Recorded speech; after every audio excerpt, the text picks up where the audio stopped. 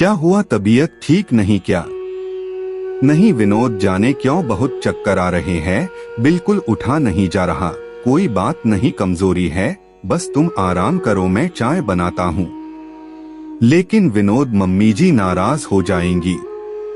रोज तो सब तुम ही करती हूँ, एक दिन क्या मैं नहीं कर सकता?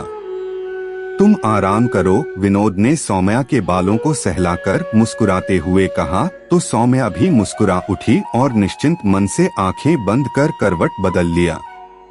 सौम्या और विनोद की शादी को अभी कुछ ही महीने बीते थे। विनोद के घर में सिर्फ उसकी मां रमा जी थी। विनोद के पिताजी कुछ सालों पहले गुजर चुके थे। विनोद की माताजी पुराने ख्यालों की महिला थी। उन्हें यूं विनोद का सौम्या का हाथ बांटना बिल्कुल पसंद नहीं आता था। विनोद एक बहुत ही नेकदिल इंसान था, आम मर्दों से अलग सोच रखता था। जहां तक होता सौम्या की घर के कामों में भी मदद कर देता था। रमा जी जब भी विनोद को सौम्या की मदद करते देखती, मन ही मन में चिढ़ जाती थी। सौम्या जानती थी उसकी सासू माँ को ये पसंद नहीं आता था, तो वो हमेशा विनोद को मना करती, लेकिन विनोद नहीं मानता था। कभी गीले कपड़े छत पे सूखने डाल देता, तो कभी रसोई में मदद करने चला आता था। विनोद, आप रहने दीजिए, मैं कर लूंगी। क्यों कर लोगी अकेले? मैं भी मदद कर देता हूँ, जल्दी काम होगा, तब तो कुछ समय हम दोनों को भी मिलेगा। लेकिन मान जी, क्या मान जी? शादी के पहले मैं उनकी भी तो मदद करता था, सो अब तुम्हारी कर रहा हूँ। हंसते हुए विनोद कहता तो सौम्या चुप लगा जाती, लेकिन सासू माँ के चेहरे पे आते जाते भाव उसे सब बता जाते कि बेटे का यूं रसोई में बहू का हाथ बटाना उन्हें रास नहीं आता था। इधर कुछ दिनों से सौम्या की तबीयत कुछ ठीक नहीं रह रही थी। कमजोरी के कारण अक्सर चक्कर आ जाते थे। सब कुछ जान सुन के भी रमा जी निर्विकार भाव से चुप्पी लगाए रखती, जैसे कुछ मालूम ही ना हो। सौम्या को अपनी सासू माँ का व्यवहार से बहुत दुहक होता, लेकिन सीधी सरल सौम्या मौन रख उनका मान रख लेती थी। आज भी सौम्या को आराम करता छोड़ विनोद ने चाय बना खुद भी पिया और अपनी माँ को भी दे दिया। तूने क्यों चाय बनाई विनोद, बहू कहाँ है? माँ, सौम्या की तबीयत ठीक नहीं, तो वो सो रही है। डॉक्टर की दिखा दिया, दवा करवा दिया, अब ये कैसी कमजोरी है जो जा ही नहीं रही है। कैसी बीमार बहू घर आ गई? माँ, ऐसा क्यों बोल रही हो? बीमारी घर और इंसान देख थोड़े ही आती है, और फिर सौम्या को टाइफाइड हो गया था, उसके बाद तो कमजोरी आती ही है। वो तो ठीक है, लेकिन नाश्ते का क्या होगा? मेरी भी उम्र हो चली है, मुझसे इतना काम नहीं होता, बेटे के बात पे मुंह बनाती रमा जी ने कहा। माँ की बात पे विनोद आश्चर्य में पड़ गया।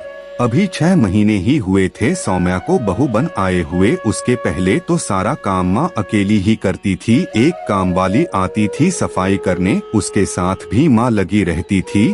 और अचानक 6 महीनों में माँ इतनी बूढ़ी हो गई कि एक कप चाय भी नहीं बना सकती थी।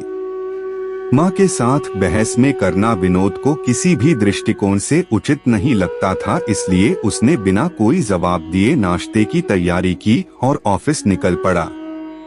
थोड़ा सोकर सौम्या उठी तो तबीयत संभली लग रही थी। नहा धोकर दोपहर का खाना बनाया। मां जी, खाना खा लीजिए।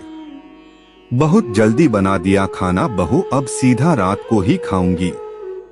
मेरा मन तो मेरे बेटे की हालत देखकर ही भर गया।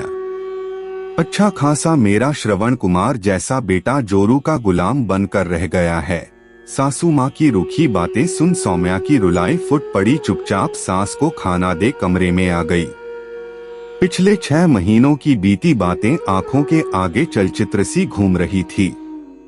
कितनी खुश थी सौम्या विनोद को अपने हमसफर के रूप में पाकर। उसका सौम्य स्वभाव और सुलझा व्यक्तित्व सौम्या को बहुत पसंद आया था।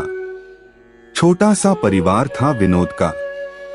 कहाँ तो सौम्या ने सोचा था को अपनी सासू माँ की सेवा कर उनका दिल जीत लेगी, लेकिन यहाँ तो सासू माँ हमेशा उखड़ी उखड़ी रहती सौम्या से।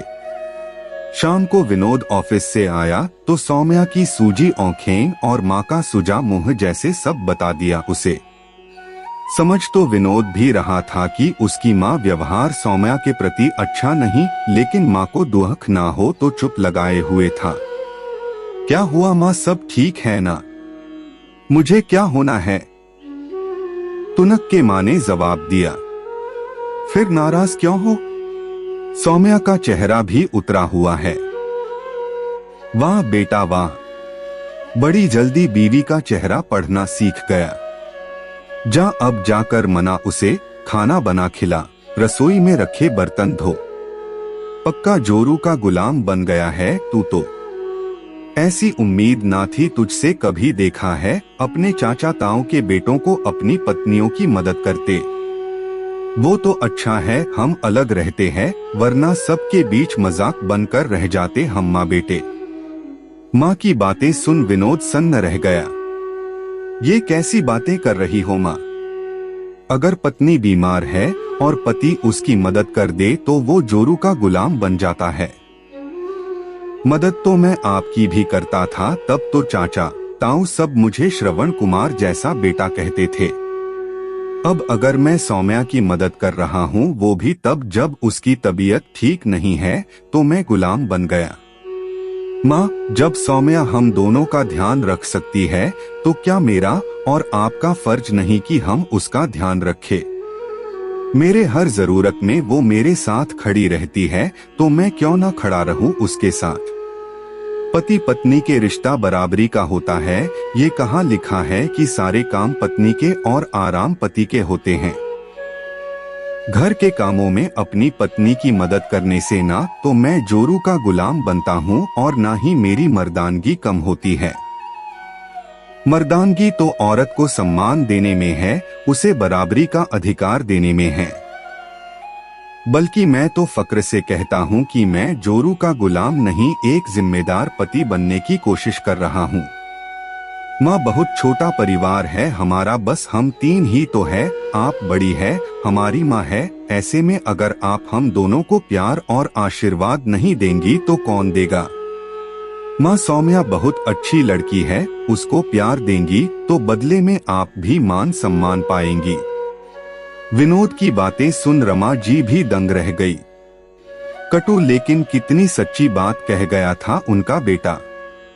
जब बेटा सेवा करें तो श्रवण कुमार, और जब वही बेटा जब अपनी पत्नी की मदद कर दे तो जोरू का गुलाम बन जाता है। अपनी छोटी सोच पे आज खुद ही शर्मिंदा हो गई थी रमा जी। माँ के चेहरे पे आए भाव पढ़ मन ही मन विनोद भी समझ गया कि आज उसकी माँ को रिश्तों की सही परिभाषा समझ आ गई थी। विनोद का मन निश्चिंत हो उठा था, क्योंकि अब उसका परिवार एक सुखी परिवार बनने की राह पे चल पड़ा था। प्रिय पाठकगण, जब भी कोई बेटा अपने माता पिता भाई बहन की सहायता या सेवा करता है तो श्रवण कुमार बन जाता है, लेकिन जब वो अपनी पत्नी की मदद कर दे तो जोरू का गुलाम बन जाता है। ये कहाँ तक उचित है? पति पत्नी तो बराबर के रिश्ते में होते हैं, फिर प्यार और देखभाल दोनों को एक दूसरे की बराबर ही करनी चाहिए। आशा है कहानी पसंद आई होगी।